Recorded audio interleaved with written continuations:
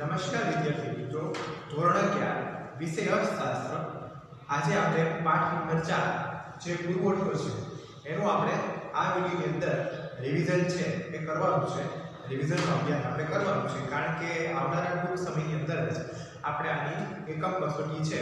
તો આ ચોથું અને પાંચમું બે ચેપ્ટર આપણે પૂછવાના છે એકમ કસોટીમાં. તો એના કારણે આજે આપણે આ વિડિયોની અંદર પાઠ નંબર 4 પુરવઠો એનું ટૂંકમાં રિવિઝન આપણે લઈશું. કે તો વિદ્યાર્થી મિત્રો, સૌથી પહેલા આપણે આ વિડિયોની અંદર આપણે આ પાઠની પ્રસ્તાવના, તદુપરાંત પુરવઠા અને જથ્થાનો અર્થ, તદુપરાંત પુરવઠા અને જથ્થા વચ્ચેનો તફાવત, પુરવઠાને અસર કરતા પરિબળ જે મોસ્ટ ઇમ્પોર્ટન્ટ ક્વેશ્ચન છે, પરીક્ષામાં પૂછાઈ શકે છે, અને વ્યક્તિગત પુરવઠો અને બજાર પુરવઠો જે ત્રણ આકૃતિ આપણને આપેલી છે એનો વિગતવાર આપણે અભ્યાસ કરીશું. તો વિદ્યાર્થી મિત્રો, તમે તમારા ચોપડીના પેજ નંબર 35 ઉપર ખાસ ધ્યાન આપો.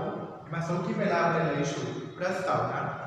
પાઠ નંબર 4 પુરવઠો. પ્રસ્તાવના કે બજાર આધારિત અર્થતંત્રમાં માંગ પુરવઠાના પરિબળો વસ્તુની કિંમતનું નિર્ધારણ કરવામાં અગત્યનો ભાગ ભજવે છે. એટલે કે આ માંગ અને પુરવઠો વસ્તુની કિંમત નક્કી કરવામાં મહત્વપૂર્ણ ભાગ ભજવે છે. માટે માંગને સમજવા સાથે પુરવઠો પણ સમજવો આપણા માટે એટલો જ જરૂરી છે. બજારમાં વિવિધ ચીજવસ્તુની માંગ થતી હોવાથી આ ચીજવસ્તુનો પુરવઠો પણ બજારમાં આવવો જરૂરી છે.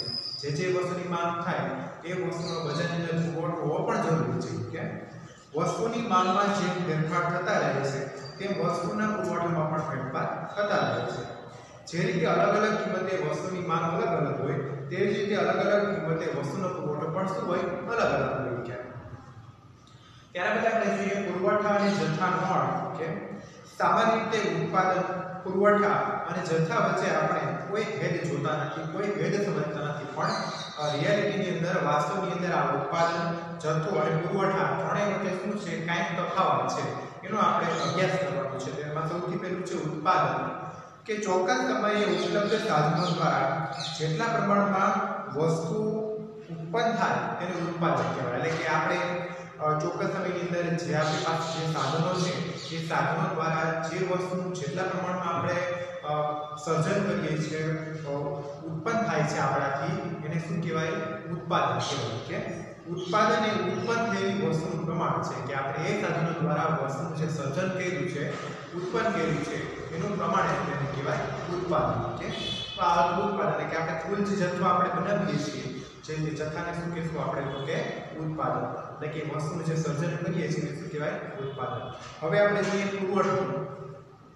કે ચોક્કસ સમયે અને ચોક્કસ કિંમતે ઉત્પાદન, એ ઉત્પાદનમાંથી જે ભાગ વેચવાની ઈચ્છા હોય, શક્તિ હોય અને તૈયારી દર્શાવે એને કહેવાય પુરવઠો. કે આપણે જોયું કે કુલ જે આપણે ઉત્પન્ન થયેલી વસ્તુ છે એમાં ચોક્કસ સમયે અને એને જે કિંમત ઉત્પાદન વગેરે બેસે એ કિંમતે એને વેચવાની શક્તિ હોય અને ઈચ્છા હોય અને તૈયારી હોય તો એને શું કહેવાય? પુરવઠો. બધો પુરવઠો, બધો ઉત્પન્ન થયેલો માલ પણ હોઈ શકે, એમાંથી થોડોક માલ પણ હોઈ શકે. હવે જથ્થો એટલે વસ્તુના કુલ વેચાણક્ષમ એકમોનું પ્રમાણ.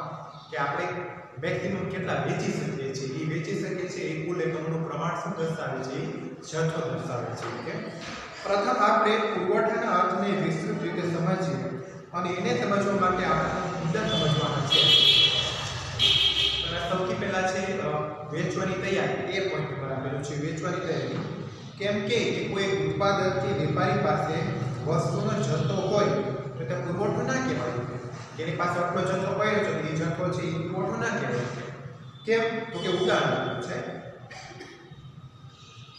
રાજકોટની ઓઇલ મિલના વેપારી પાસે તેલના 500 ડબ્બા હોય, પણ હજુ એને એમ લાગે છે કે તેલના ભાવ વધશે તો તે અપેક્ષા એક પણ ડબ્બો વેચવા તૈયાર ન થાય તો પુરવઠો શું ગણાય? શૂન્ય ગણાય. કે એને એમ લાગે છે કે હજી તેલના જે ડબ્બા છે એની કિંમત વધશે, તેલની કિંમત વધશે, એટલે અત્યારે મારે કોઈ પણ જાતનો તેલનો ડબ્બો વેચવાની ઈચ્છા નથી, તો પુરવઠો શું થઈ ગયો? શૂન્ય. કે પરંતુ જો વેપારી 500 ડબ્બામાંથી 300 ડબ્બા અત્યારની કિંમત એટલે વર્તમાન કિંમતે વેચવાની એની ઈચ્છા થાય છે અને જે વેચવા માટે તૈયાર થાય છે તો પુરવઠો કેટલો થયો? 300. કારણ કે 300 છે એ વેચવા માટે ખુદ તૈયાર થાય છે. ત્યારબાદ પેજ નંબર 36 ઉપર મુદ્દા નંબર 2 વેચવાની શક્તિ. વેપારી જે વસ્તુ વેચવા માંગે છે તે વસ્તુનું પ્રમાણ તેની પાસે હોવું જોઈએ. કેમ ઉદાહરણ આપેલું છે કે તેલના વેપારી પાસે તેલના 500 ડબ્બા છે. આપણને ખબર છે કે એની પાસે 500 જ ડબ્બા છે, પણ ઈ એમ કે મારે 1000 ડબ્બા છે એ વેચવાનો ઈરાદો હું ધરાવું છું, તો 1000 છે એ પુરવઠો ન ગણાય, કેમ કે 500 ડબ્બા હોય તો 1000 ક્યાંથી વેચી શકે? તો વાસ્તવિકમાં એની પાસે 500 ડબ્બા છે, એ 500 જ વેચવાની શક્તિ ધરાવે, તો એ 500 જ પુરવઠો ગણાય. તમે પછી એમ કે 1000 મારે વેચવાની ઈચ્છા છે તો એ હાલે ને, એ ખોટું ગણાય. ઓકે. અને ત્રીજું છે ઈચ્છા, કે સી વેચવાની ઈચ્છા, કે વસ્તુ વેચવાની શક્તિ હોય, તૈયારી હોય, સાથે ઉત્પાદક એટલે કે વેચનારની વસ્તુ વેચવાની ઈચ્છા પણ થવી જોઈએ. અને ભાવે ભલે મળતો હોય, સમય સારો હોય, સંજોગો સારો હોય, શક્તિ હોય, તૈયારી હોય, પણ એ મનની અંદર વેચવાની ઈચ્છા ન હોય તો એ વેચી ન શકે. પણ ઈચ્છા હોવી પણ જરૂરી છે. કે આ બધી બાબતોના આધારે આપણે પુરવઠાની એક સરસ મજાની એક વાક્યમાં વ્યાખ્યા આપેલી છે કે જુદી જુદી કિંમતોએ ચોક્કસ સમયગાળા દરમિયાન ઉત્પાદકો ઉત્પાદનનો જે ભાગ વેચવા માટે તૈયાર હોય તેને પુરવઠો કહેવાય. કે અલગ અલગ કિંમતે ચોક્કસ સમયગાળા દરમિયાન ઉત્પાદકો ઉત્પાદનનો જે ભાગ વેચવા માટે તૈયાર હોય એ પુરવઠો કહેવાય. એની ઈચ્છા શક્તિ તૈયાર હોવી જોઈએ, તો એને શું કહેવાય? પુરવઠો. હવે આપણે જોઈએ પુરવઠા અને જથ્થા વચ્ચેનો તફાવત. કે સામાન્ય રીતે જથ્થા અને પુરવઠાને જનરલી તમે સમાન જ ગણો છો, સમાન માનવામાં આવે છે, પણ તે અલગ અલગ છે. કે વર્તમાન કિંમતે વેચવાની તૈયારી હોય તથા વેચવાની તૈયારી ન પણ હોય તો તેવા વસ્તુના તમામ એકમનું પ્રમાણ એટલે કે જથ્થાની વ્યાખ્યા છે. વસ્તુના તમામ એકમો વર્તમાન કિંમતે ઉત્પાદક વેચવા તૈયાર ન હોય તો જથ્થો અને પુરવઠો શું બનશે? બંને અલગ અલગ બનશે. કે વર્તમાન કિંમતે ઉત્પાદક છે એ વેચવા તૈયાર નથી થતો એકમો, તો જથ્થો અને પુરવઠો અલગ અલગ પડે. જો ઉદાહરણ આપેલું સમજવા માટે, ઉત્પાદક પાસે વસ્તુના 500 એકમો છે, એમાંથી વર્તમાન કિંમતે તે 300 એકમ વેચવા તૈયાર થાય છે, તો પુરવઠો શું ગણાશે? 300. આ ઉત્પાદકની વસ્તુ વેચવાની શક્તિ એ જથ્થો છે કે 500 એ વેચી શકે છે, પણ વેચવા કેટલા માટે તૈયાર છે? તો કે 300. તો 500 શું બનશે? એનો જથ્થો. પણ પુરવઠો કેટલો બનશે? 300, કારણ કે એની ઈચ્છા 300 જ વેચવાની છે. આમ જથ્થો એટલે વસ્તુના કુલ વેચાણક્ષમ એકમનું પ્રમાણ. પુરવઠો જથ્થા કરતાં ઓછો હોઈ શકે છે, સ્વાભાવિક વસ્તુ છે. હમણાં જ આપણે ઉદાહરણ જોયું. જથ્થો અને ઉત્પાદન અલગ અલગ બાબતો છે, કારણ કે અગાઉના ઉત્પાદનમાંથી ન વેચાયેલા એકમો છે એ પણ જથ્થામાં શું થાય? તો કે ઉમેરાય છે. આપણે 500 માંથી 300 વેચ્યા, 200 રહ્યા, ફરી પાછા નવું ઉત્પાદન કરીએ તો નવા એકમો એમાં ઉમેરાય જાય, તો જથ્થો વધી પણ જાય છે. કે વ્યવહારિક રીતે કહીએ તો વ્યાપારી પાસે દુકાન કે ગોડાઉનમાં વસ્તુના વેચાણ એકમનું પ્રમાણ એટલે જથ્થો એમ પણ કહી શકાય. એમાંથી ધીરે ધીરે દુકાને લઈ આવી છે એમ પણ કહી શકાય. અને તેમાંથી વર્તમાન કિંમતે આપણે જે વેચવાની તૈયારી, ઈચ્છા અને શક્તિ છે ને શું કહેશું? આપણે પુરવઠો. આવી ઘણી બધી વ્યાખ્યાઓ આપણને આવી ગઈ. તો હવે આપણે વ્યાખ્યા પૂછે તો આપણને આવડી જવું જોઈએ. હવે છે પુરવઠાને અસર કરતા પરિબળો. ઇમ્પોર્ટન્ટ ક્વેશ્ચન છે. જનરલી આપણે જે માર્કમાં જોઈએ એ રીતે આપણે આમાં જોવાનું છે કે પુરવઠાને અસર કરતા મુખ્ય બે પરિબળો છે. એક વસ્તુની કિંમત અને એક વસ્તુની કિંમત સિવાયના પરિબળો, કે જેને અન્ય પરિબળો આપણે કહીએ છીએ. હવે કિંમત કઈ રીતે અસર કરે છે? તો પહેલો પોઈન્ટ છે વસ્તુની કિંમત. તો કિંમત એ પુરવઠાને અસર કરતું મહત્વનું નિર્ણાયક પરિબળ છે. જે માંગની અંદર પણ આપણે જોયું કે કિંમત ઘટે તો માંગ વધે, કિંમત વધે તો માંગ ઘટે. કિંમત મહત્વનું પરિબળ છે, તો આની અંદર પણ કિંમત અત્યંત મહત્વનું પરિબળ છે. કે હવે મહત્વ નાખવા માટે કોઈ પણ કામ કરતો વ્યક્તિ છે, ઉત્પાદક છે, એને એમ લાગે કે વસ્તુની કિંમત વધે તો તે શું કરશે? વધારે પુરવઠો બજારની અંદર વેચવા માટે તૈયાર થશે, કારણ કે વધારે નફો બધાને વાલો હોય અને વધારે નફો છે બધાય આ ઈચ્છતા જ એને મળે, તો એને એમ લાગશે કે એને વધારે ભાવ પડે છે તો એ વસ્તુનો પુરવઠો વધારે વેચવા માટે આગળ આવશે. અને એમ લાગશે કે જો કિંમત ઘટે છે તો ઉત્પાદક છે વસ્તુનો પુરવઠો ઓછો વેચે અથવા નહીં વેચે. તો આમ કિંમત અને પુરવઠા વચ્ચે સાવ સીધો સંબંધ છે. કેમ કે કિંમત વધશે તો પુરવઠો પણ વધશે, કેમ કે જેમ ઉત્પાદકને એમ લાગે કે વસ્તુની કિંમત વધે છે તો પુરવઠો પણ વધારે લાગશે, વેચવા માટે પણ એ આગળ આવશે. અને એમ લાગશે કે કિંમત ઘટે છે તો કોઈ છે પોતાને વસ્તુ વેચશે નહીં. એટલે સીધો સંબંધ છે. જો આ યાદ રાખવાનું છે, એક માર્કમાં પૂછાઈ શકે. જેમ માંગમાં આપણે જોયું કે કિંમત અને માંગ વચ્ચે વ્યસ્ત સંબંધ છે ઉલટો, એ રીતે પુરવઠામાં કિંમત અને પુરવઠા વચ્ચે સાવ સીધો સંબંધ છે. કે આ હતી વસ્તુની કિંમતના પરિબળો. હવે વસ્તુની કિંમત સિવાયના અન્ય પરિબળો આપણે જોઈએ. એમાં પહેલું ઉત્પાદનના સાધનોની કિંમત. ઉત્પાદન ખર્ચમાં થતો ફેરફાર પુરવઠાને અસર કરે છે. કેમ? તો ઉદાહરણ આપેલું છે કે જમીનના માલિકને ચૂકવાતું ભાડું, શ્રમિકને ચૂકવાતા વેતનમાં જો ઘટાડો થાય કે અન્ય પરિબળોને કારણે જો ઉત્પાદન ખર્ચ ઘટી જાય ને તો વસ્તુના પુરવઠામાં વધારો થાય. કારણ કે આપણે ઓછા ભાવ વસ્તુ પડી છે તો વસ્તુનો ભાવ સારો આવે તો આપણે વેચવા માટે આપણે જ આવવાનું, કારણ કે આપણે ઉત્પાદન ખર્ચ ઓછો થયું છે. એક વસ્તુ બનાવતા આપણને વસ્તુ જે બનાવીએ છીએ એમાં ખર્ચ આપણને ઓછો લાગે તો નફો પણ સારો થાય છે. કે ઉત્પાદન ખર્ચ ઘટવાથી નફાની શક્યતા પણ વધે છે અને તેથી ઉત્પાદકોને વધુ વસ્તુ વેચવાનું પ્રોત્સાહન પણ મળે છે. ઉદાહરણ તરીકે કોઈ એક વસ્તુ છે, બરાબર, તેલના ડબ્બાનું ઉદાહરણ લઈ લઈએ આપણે કે તેલનો એક ડબ્બો છે એને આપણે તૈયાર કરવામાં કમ્પ્લીટ આપણે ખર્ચ વધી જતું હોય તો વેચવામાં પણ ઉત્પાદક છે થોડો વિચાર કરે કે થોડો ભાવ વધે તો વેચીએ, પણ એનું ઉત્પાદન ખર્ચ જ ઓછું થતું હોય તો વેચવા માટે પણ ઉત્પાદકને સરળ રહે છે, નફો પણ એનો સારો થાય છે. આનાથી વિચારીએ કે જો ઉત્પાદન ખર્ચ વધારે હોય તો નફો શું થાય? ઘટી જાય. કેમ કે એ વસ્તુના સર્જન કરવા માટે આપણે વધારે ખર્ચ લાગી ગયો છે તો વસ્તુના છે મેક્સિમમ જ્યાં ભાવ જાય તો આપણે વેચી શકીએ, નહીંતર જે ભાવ ચાલતો એ ભાવે આપણે વેચવું પડે તો નફાનો ગાળો ઓછો રહે છે તો નફો ઘટે છે. અને સામે પુરવઠો પણ ઘટે છે. ઘડીકમાં સારો ભાવ ન પડે તો વેચવા માટે આપણે તૈયાર ન થાય. આમ ઉત્પાદનના સાધનોની કિંમત પણ વસ્તુના પુરવઠાને અસર કરે છે. ટેકનોલોજીની કક્ષા કે ટેકનોલોજીના વિકાસને કારણે સમય અને શક્તિની બચત થાય છે. કેમ? અને ગુણવત્તાયુક્ત વસ્તુનું ઓછા ખર્ચે વધુ ઉત્પાદન પણ શક્ય બને છે. નવી ટેકનોલોજીનો ઉપયોગ કરો તો સમય શક્તિ બચે અને સારી ગુણવત્તાવાળી વસ્તુ ઓછા ખર્ચે પણ ઓછા સમય પર બની જાય. કે અમારી પાસે ઉત્પાદન ખર્ચ ઓછું થાય તો નફાની શક્યતા વધી જાય અને ઉત્પાદક છે વધુ પુરવઠો બજારમાં મૂકે અને વધુ નફો કમાઈ શકે. ટૂંકમાં નવી ટેકનોલોજીનો ઉપયોગથી તમે સારી વસ્તુ છે કે વધારે સસ્તી ઓછા સમયે ઓછા ખર્ચે બનાવો એટલે ઉત્પાદન ખર્ચ ઓછો આવે, ઉત્પાદન ખર્ચ ઓછો આવે તો નફાનો ગાળો વધારે રહે અને ઉત્પાદિત વસ્તુનો છે ઉત્પાદક છે વસ્તુ છે વેચવા માટે એટલે કે વસ્તુનો પુરવઠો વેચવા માટે પણ આગળ આવે. કોઈ પણ દેશમાં આધુનિક ટેકનોલોજીનો ઉપયોગ થતો હોય તો ચીજ વસ્તુનો પુરવઠો વધારે જોવા મળે છે. કે જે દેશની અંદર આધુનિક ટેકનોલોજીનો ઉપયોગ વધારે થતો હોય એ દેશમાં શું છે તો કે પુરવઠાનું પ્રમાણ પણ વધારે હશે.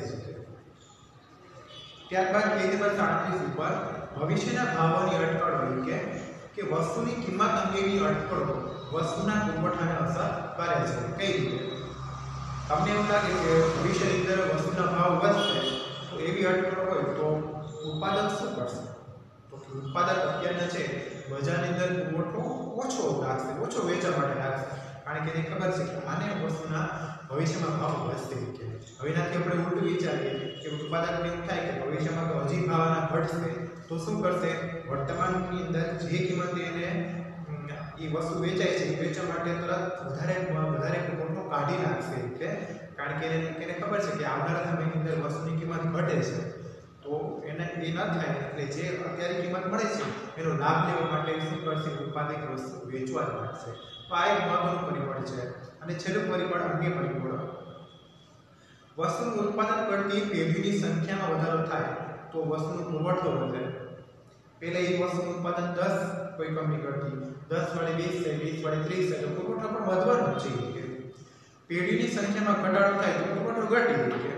અને દેશમાં જો સરસ મજાના કુદરતી પરિબળો સાનુકૂળ હોય, રાજકીય સ્થિરતા હોય, કાયદો અને વ્યવસ્થા સરસ જળવાતો હોય તો પુરવઠો પણ વધે.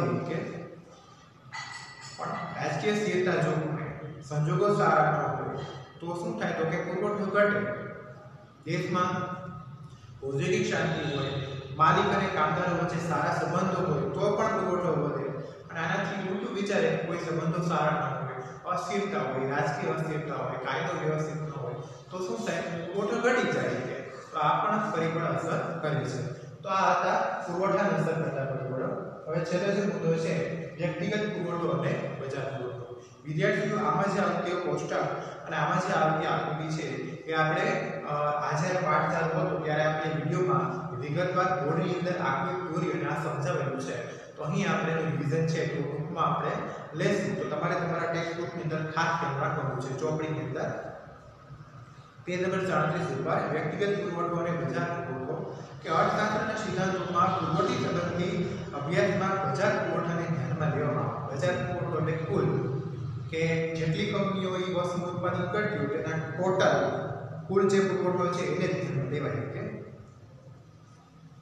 વ્યક્તિગત પુરવઠો એટલે શું કે કોઈ એક વ્યક્તિ છે અથવા તો કોઈ એક ઉત્પાદક છે, કોઈ એક પેઢી છે એના દ્વારા બજારમાં જે વસ્તુનું અલગ અલગ કિંમતે વેચવા માટે મૂકવામાં આવે છે એને વ્યક્તિગત પુરવઠો કહેવાય. પણ એને ઉલટું વિચારે કે કોઈ ચોક્કસ કિંમતે અનેક ઉત્પાદકો છે એના દ્વારા વસ્તુનો જેટલો બજારમાં મૂકવામાં આવે છે તેને કુલ પુરવઠો અથવા બજાર પુરવઠો તરીકે ઓળખાય. વ્યક્તિગત એટલે શું કે કોઈ એક વ્યક્તિ છે કે કોઈ એક ઉત્પાદક છે કે કોઈ એક પેઢી છે એ જે તે વસ્તુનું જે તે કિંમતે વસ્તુનું ઉત્પાદન કરે છે અને વેચવા માટે આગળ આવે છે એને શું કહેવાય? જે માટે પુરવઠો મૂકે છે એને કહેવાય વ્યક્તિગત પુરવઠો. પણ એક કરતાં વધારે પેઢી છે, અલગ અલગ પેઢી છે અને ઉત્પાદકો છે એ અલગ અલગ પોતાની પાસે જે રહેલો છે તો ઉત્પાદનનો જે જથ્થો છે એ વસ્તુને પુરવઠો વેચવા માટે તૈયાર છે એક કરતાં વધારે એને શું કહેવાય? કુલ પુરવઠો અથવા બજાર પુરવઠો. કોષ્ટક આપેલું છે કે સફરજનનું એક કોષ્ટક આપેલું છે કિલોગ્રામ દીઠ 10, 20, 30, 40 અને 50 કે સફરજનનો અલગ અલગ પેઢીઓનો વ્યક્તિગત પુરવઠો કિલોગ્રામમાં આપેલું છે. પેઢી A, પેઢી B અને બંનેનો ટોટલ છેલ્લે બજાર પુરવઠાની અંદર કે 10 રૂપિયા કિલો છે સફરજન છે ત્યારે પેઢી A 80 કિલો છે એનું વેચાણ છે, પેઢી B નું 60 કિલો વેચાણ છે.